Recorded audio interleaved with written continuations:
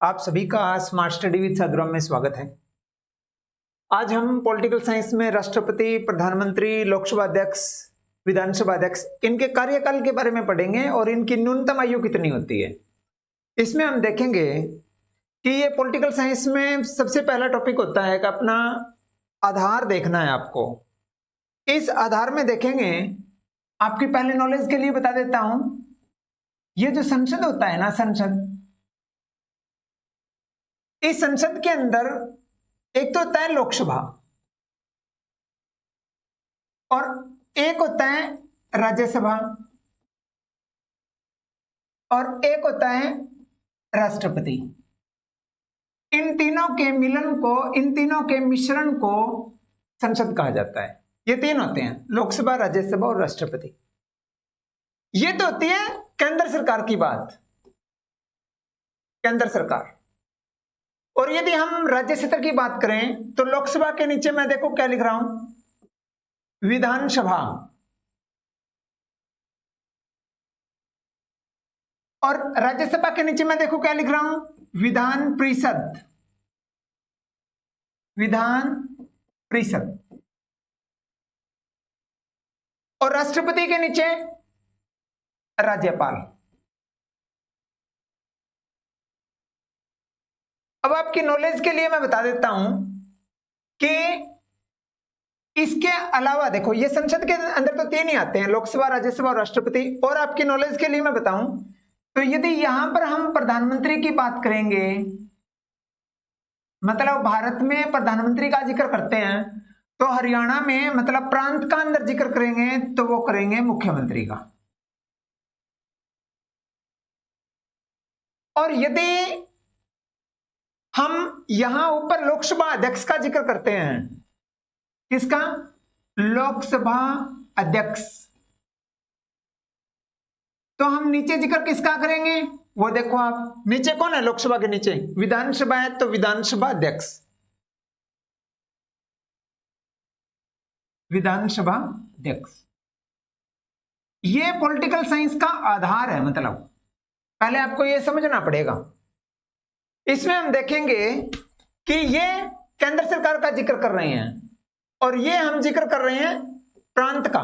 मतलब वैसे political science में राज्य को देश बोलते हैं और हम ये कहते हैं भारत के अंदर इतने राज्य हैं, भारत के अंदर इतने प्रांत हैं। वैसे मैंने लिख दिया, कोई बात नहीं, राज्य।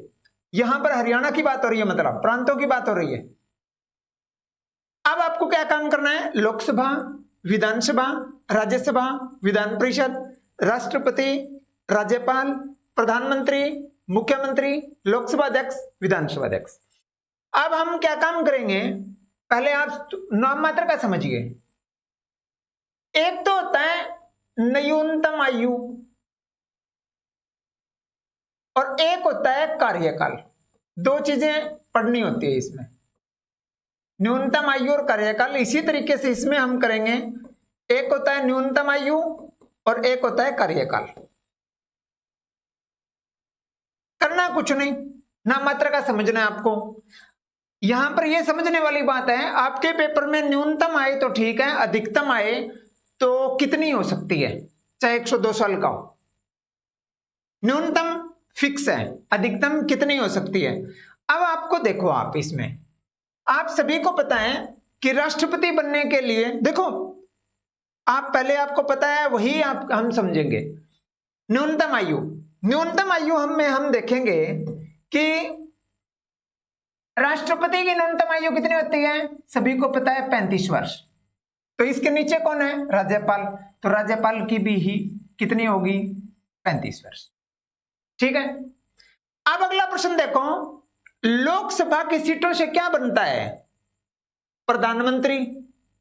और लोकसभा के हम चुनाव करवाते हैं, खुद हम वोट डालते हैं। हम खुद वोट डालते हैं ना, जिस तरीके से अपने हरियाणा के अंदर 10 लोकसभा क्षेत्र है, 10 लोकसभा क्षेत्र।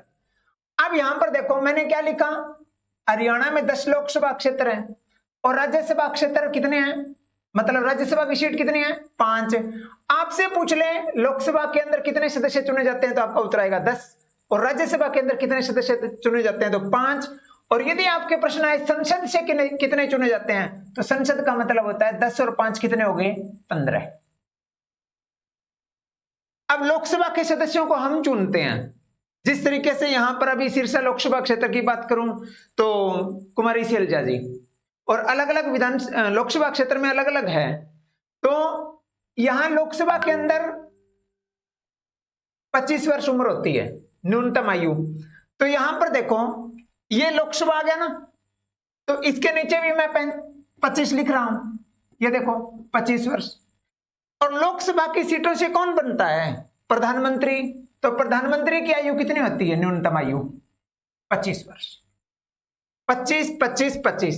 इसी तरीके से मैं नीचे लिख रहा हूं, फिर विधानसभा की सीट से कौन बनता है, मुख्यमंत्री। ये लो मुख्यमंत्री। विधानसभा अध्यक्ष का मतलब होता है विधानसभा का मॉनिटर। विधानसभा का मॉनिटर मैंने यहां लिख दिया 25। यहां तक तो आपके सभी के समझ में आ गया होगा। अब हम क्या काम करते हैं कि लोकसभा की सीटों से प्रधानमंत्री, और लोकसभा अध्यक्ष क्या होता है, लोकसभा का प्रमुख। जो आप देखते होंगे भी प्रश्न पूछ लेते हैं, प्रश्नों के लिए समय निर्धारित करते हैं, अनुशासन व्यवस्था बनाए रखते हैं, वो लोकसभा अध्यक्ष का काम है।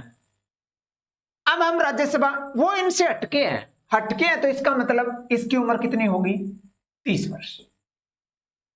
यहां तक तो आपके सभी के समझ में आ गया होगा। 25, 30 और 35। अब आपको कार्यकाल पढ़ने हैं। कार्यकाल में कुछ नहीं रट्टे मारने आपको। कार्यकाल में क्या होता है, यदि मैं यहां लिखूं 108, 100 मान लो कुछ ही लिख दूं 17, तो मैं आपसे पूछूं इकाई का अंक क्या है, इसमें आपका विधि 7 है, इसमें इकाई का अंक 8 है। तो अपने को क्या काम करना है, वो देखो। अपने को यह करना है कि इसमें इकाई का अंक क्या है, 5, इसमें इकाई का अंक 0। जहां इकाई का अंक 5 है उसका कार्यकाल भी 5 होगा। ये लो 5 5 5 5 5 5 5 और 5। तो हमारा प्रश्न उठ गया भी ये 30 साल वाले में क्या करना है, अटके करते हो। फिर अटके करोगे तो ये लो 6 साल। ये आपके नॉलेज के लिए बता देता हूं, जहां पर कार्यकाल 3 के टेबल में आता हो, 3 की टेबल का मतलब क्या होता है, 3 का पढ़ा। जिनका कार्यकाल 3 की टेबल में आता है वहां फॉर्मूला अपनाना है आपको 1/3 का। 1/3 का मतलब क्या होता है, 1/3 सदस्य 1/3 वर्ष बाद रिटायर हो जाते हैं। इसका मतलब क्या हुआ, मान लो कि कहीं भी 15 सदस्य है। कितने सदस्य है, 15 सदस्य है, और कार्यकाल 9 वर्ष है। तो आपका उत्तर क्या बनेगा, कार्यकाल 9 वर्ष है ना, मैंने यहां लिखा 9 वर्ष और यहां लिखा सदस्य 3, 15 है। तो इसका 1/3 कितना हुआ, 3। इसका 1/3 कितना हुआ, 5। तो आपका उत्तर क्या बना, 3 वर्ष बाद 5 सदस्य रिटायर हो जाते हैं और इसके स्थान पर नए आ जाते हैं।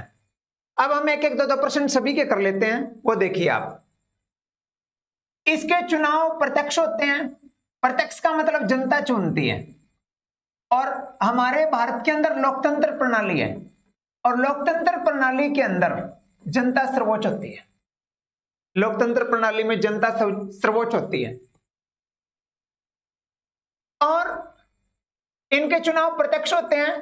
राज्यसभा के चुनाव हम नहीं करते, तो इसका मतलब इनके चुनाव अप्रत्यक्ष होते हैं। किसके चुनाव, राज्यसभा के चुनाव। राष्ट्रपति को हम चुनते हैं क्या, आप कहोगे नहीं, चुनाव अप्रत्यक्ष हुआ फिर, क्योंकि हमने जिनको चुना, जिनको मतलब हमने लोकसभा वालों को चुना, हमने विधानसभा वालों को चुना, ये आगे जाकर इनको चुनते हैं। हमारे चुने हुए आगे जाकर जिनको चुनेंगे वो अप्रत्यक्ष चुनाव प्रणाली होती है। तो इसमें आप देखेंगे कि लोकतंत्र क्या होता है, जनता क्या होती है। तो आज के लिए बस इतना ही। इसको अच्छे तरीके से समझना आप, फिर हम पॉलिटिकल साइंस की लगातार क्लास डालेंगे।